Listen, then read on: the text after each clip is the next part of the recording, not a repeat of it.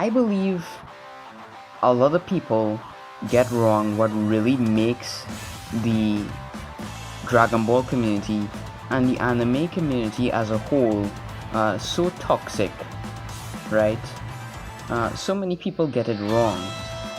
You have a bunch of people saying that how the Dragon Ball fans would always come up and ask, can he beat Goku and all these things with these different debates in the anime community. But let's be real.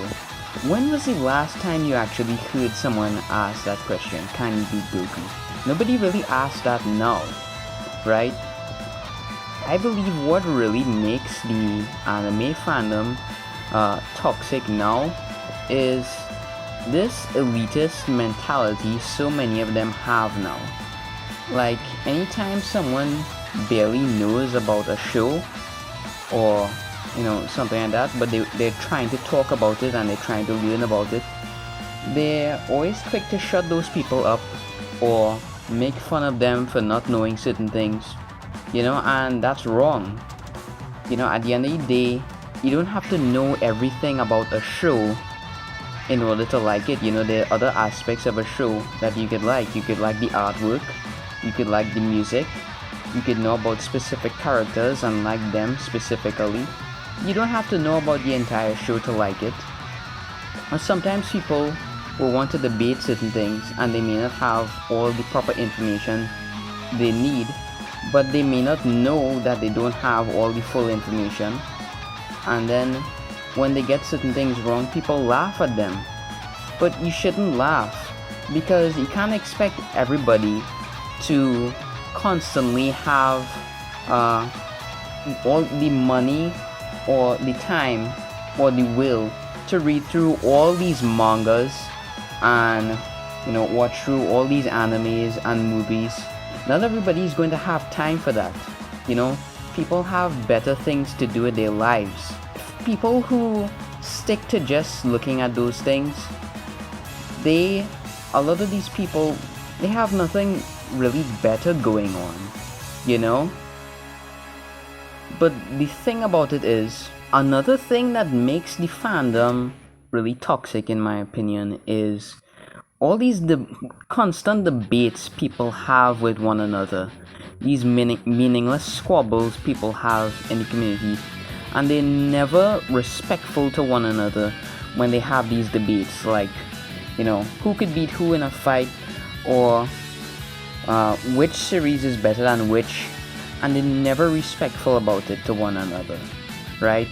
And most of the Dragon Ball fandom now is just made up of people who like Dragon Ball Super.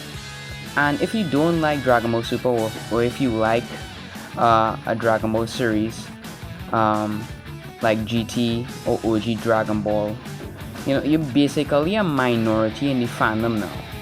And if you ever open up about it, people will always laugh at you or make fun of you for it, or say all these horrible things to you just because you prefer the different series. While the Dragon Ball fandom has always been toxic, at the end of the day, I feel like nowadays it's more toxic than ever. Because back in the day, sure, you would get your hatred for GT and all that, but at the end of the day, back then, the main series, Dragon Ball Z and OG Dragon Ball, those would be the alternatives to GT, so people would fall back on that and talk about their love for that. And I love the original Dragon Ball and Dragon Ball Z, right? But then nowadays, the alternative to liking GT is people liking Super, since that's the latest thing that so many people love, right? And the problem is the Dragon Ball Super fans, they're always bashing the other series, but the Dragon Ball Super fans make up the majority of the community now, which makes things less peaceful.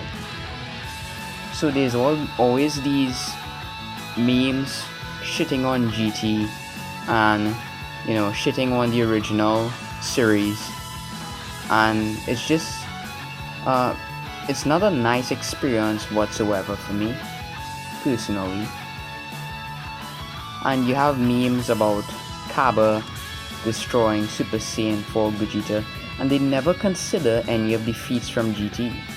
There's so many feats from GT that simply aren't considered just because that series is so overlooked.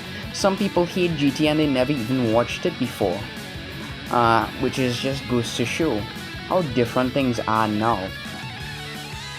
And a lot of people don't consider these things when they talk about the level of toxicity in the Dragon Ball fandom now. Then you have the general anime fans coming and talking about how Dragon Ball fans don't watch their own series or don't read their own manga and all these things. And while that may be true to an extent, they can't expect every single person to read the whole manga or watch the whole anime. Some people will have their preferences for which, some people grew up with the anime and they didn't bother to read the manga, or some people read pieces of the manga but not the whole thing, and they were just satisfied.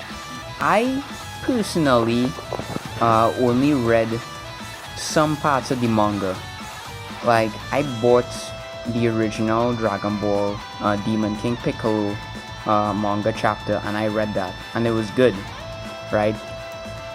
And when it came to Dragon Ball Super manga, I only read little pieces of it from online, right? I barely touched that thing because from what I've seen of Super, I really didn't like it, you know?